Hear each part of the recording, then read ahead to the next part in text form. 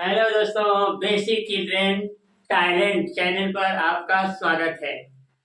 आप समझ देख पा रहे हैं स्क्रीन पर बेसिक चीज हम आप लोगों को आज पढ़ाएंगे, जो शुरुआत 3 वर्ष से बच्चों से लेकर के लास्ट तक जीवन सीखने की कला है और शिक्षा जीवन पर्यंत चलने वाली है।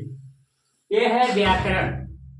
व्याकरण वह युक्ति होती है जो किसी भी भाषा का व्याकरण एक मुख्य अंश होता है। भाषा की शुद्धता और अशुद्धता का ज्ञान शास्त्र ही व्याकरण कहलाता है। भाषा की शुद्धता और अशुद्धता का ज्ञान शास्त्र ही व्याकरण कहलाता है। व्याकरण के बाद आता है भाषा। भाषा है भावों और विचारों को शुद्ध रूप से प्रकट करना ही भाषा कहलाती है। भाषा वह चीज होती है जो निज भाषा होती है। किसी भी परिवेश में भाषा अपनी निज भाषा का ज्ञान होना चाहिए। जब तक भाषा नहीं आएगी तब तक आप किसी की बात को सुन नहीं सकते हैं। भाषा परिवेश से होती है। जहाँ पर परिवेश जिसका जैसा होता है उस प्रकार की भाषा बोली जाती है। भाषा 3 प्रकार की होती है। लिखित भाषा,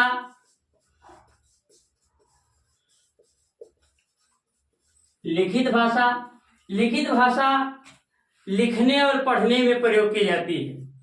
लिखित भाषा लिखने और पढ़ने में प्रयोग की जाती है। दूसरा होता है कथित भाषा।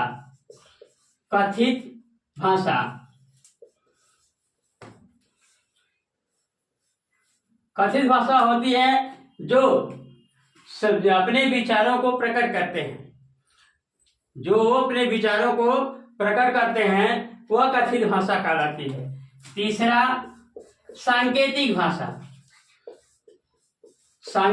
भाषा जो संकेत के द्वारा अपने विचारों का आदान प्रदान होता है। किसी सिंबल को लेते हैं, जैसे मान लीजिए तिरंगा है, अगर उनको समझ में आ रहा है कि ये 3 रंग का है तो संकेत के माध्यम से इशारा करते हैं। वो अपनी भावों को जो प्रकट करते हैं वह होता है सांकेतिक भाषा। इसके बाद आता है वर्ण जो होता है, आप सभी लोग जान पा रहे हैं कि अक्षर को ही वर्ण कहते हैं। और यहाँ पर आता है शब्द जो होता है 2 अक्षरों के मेल को शब्द कहते हैं। जिस प्रकार के आप लोग खुद समझते होंगे, छोटे से बच्चे को बताया जाता है। अच्छा, जैसे मान लीजिए क है और इसमें हम म जोड़ दिए, ये हो गया कम। तो इस तरह शब्द बनते हैं। 2 अक्षरों के मेल को शब्द कहते हैं। ठीक है, आप लोग समझ पा रहे हैं। बहुत ही शॉर्ट वीडियो बना रहा हूं मैं। अगर आपको लोगों को पसंद आएगा तो थोड़ा सा लाइक कीजिएगा, सब्सक्राइब कीजिएगा और शेयर कीजिएगा। अब 2 अक्षरों के मेल को शब्द कहते हैं। शब्द के बाद आता है वाक्य जो होता है, शब्दों के समूह को वाक्य कहते हैं। जैसे कई समूह हो गया, जैसे हमने लिख दिया यह एक लड़का है। यह क्या हुआ? यह भी शब्द है, एक भी शब्द है, लड़का भी शब्द है। तो आने शब्दों के समूह को वाक्य कहते हैं। वाक्य के बाद आता है कहानी, जिसको बोलते हैं कहानी। और कहानी में क्या होता है? वाक्यों के समूह को कहानी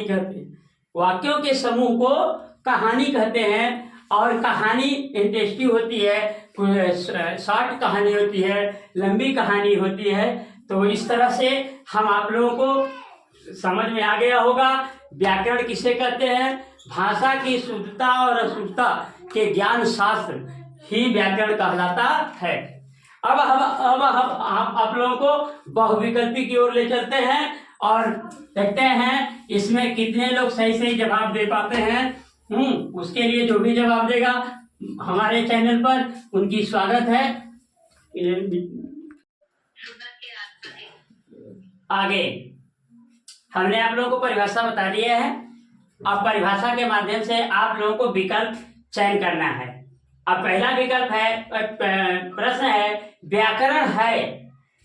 पहला विकल्प है भाषा की अशुद्ध विकृत, भाषा की शुद्धता विकृत, भाषा की शुद्धता अशुद्धता का ज्ञान शास्त्र, भाषा की संवैधानिक दृष्टि। अब इसे फटाफट आप लोग बताइए कि कौन सा आंसर होगा। हाँ ठीक ठीक ठीक, हाँ नेहा जी, हाँ अच्छा है, हाँ गुड, शैलेश जी सही है, हाँ शिवांजलि सही है, गुड। हाँ तो देखिए हमने परिभाषा में बताया था कि आप लोगों की भाषा की शुद्धता अशुद्धता का ज्ञान शास्त्र ही व्याकरण कहलाता है, इसलिए पहला का ऑप्शन सी होगा। इसके बाद दूसरा चीज आप देख पा रहे हैं, भाषा क्या है। प्रश्न नंबर 2 का देख लीजिए, भाषा क्या है, जिस पर ए पर है भावों का प्रदान, बी पर है विचारों का प्रदान, सी पर है लिखना पढ़ना और डी पर है भाव और विचारों की पूर्ण अभिव्यक्ति। हमने परिभाषा में आप लोगों को बताया था कि भाषा क्या है, भाषा कहाँ से ली जाती है, भाषा क्यों जरूरी है, इसलिए आप लोग इसे फटाफट बताइए इसमें से कौन सा विकल्प सही होगा। फिर से सुन लीजिए, भावों का प्रदान, विचारों का प्रदान, लिखना पढ़ना, भाव और विचारों की पूर्ण अभिव्यक्ति। हाँ गुड, ये भाषा क्या है, डी जाएगा, क्योंकि भाषा में जो होता है दोस्तों कि भावों और विचारों की पूर्ण अभिव्यक्ति होती है, क्योंकि इसमें भाव, हाव भाव और अपनी विचारों का आदान प्रदान होता है, वही भाषा कहलाता है। अब यहाँ पर देख पा रहे हैं आप लोग कि भाषा के प्रकार है। हमने पहले ही आप लोगों को बता चुका है कि भाषा कितने प्रकार का होता है, भाषा अच्छी तरह जानते हैं, तो इसलिए इसमें आप लोग विकल्प चयनित कीजिए कि विकल्प ए पर 3 है, बी पर 4 है, सी पर 2 है, डी पर 5 है, इसलिए इसमें यह आप चयन कीजिए कि भाषा के प्रकार कितने हैं। गुड, ये होगा तीसरा का ऑप्शन जाएगा ए, 3। फिर चौथा है लिखित भाषा प्रयोग की जाती है। लिखित भाषा प्रयोग की जाती है केवल लिखने में, केवल पढ़ने में, केवल बात करने में, लिखने और पढ़ने दोनों में।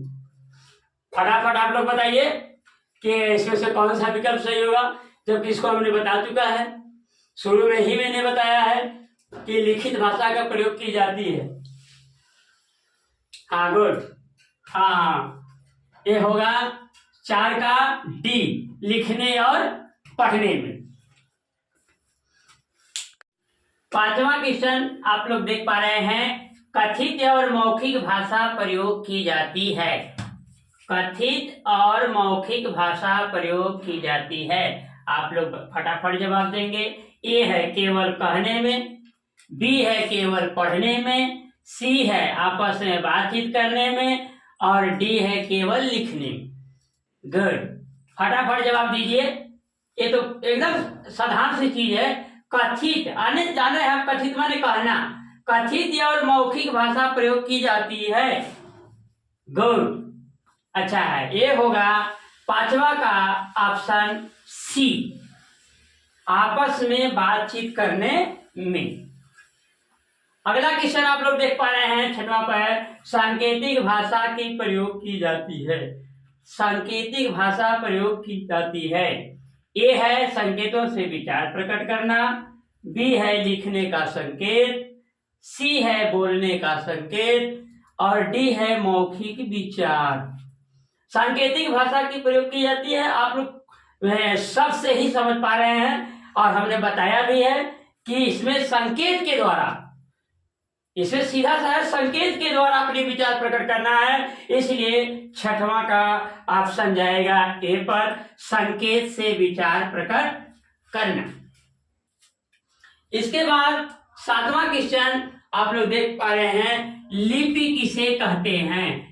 लिपि किसे कहते हैं।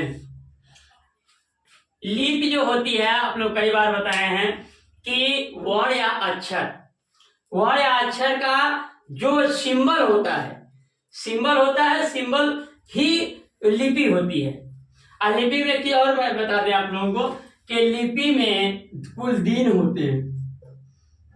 लिपि में कुल दिन होते हैं 366।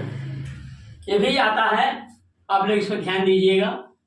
पूछता है लिपि वर्ष में कितने दिन होते हैं, तो लिपि वर्ष में 366 दिन होते हैं। अब यहाँ पर पहला ऑप्शन है शब्दों का चिन्ह, दूसरा ऑप्शन है वर्णों का चिन्ह, लिखित चिन्ह, सी है वाक्यों की अभिव्यक्ति और डी है विचारों का आदान प्रदान। अब विचारों का आदान प्रदान आप लोग खुद समझते हैं कि ये तो बिल्कुल गलत है।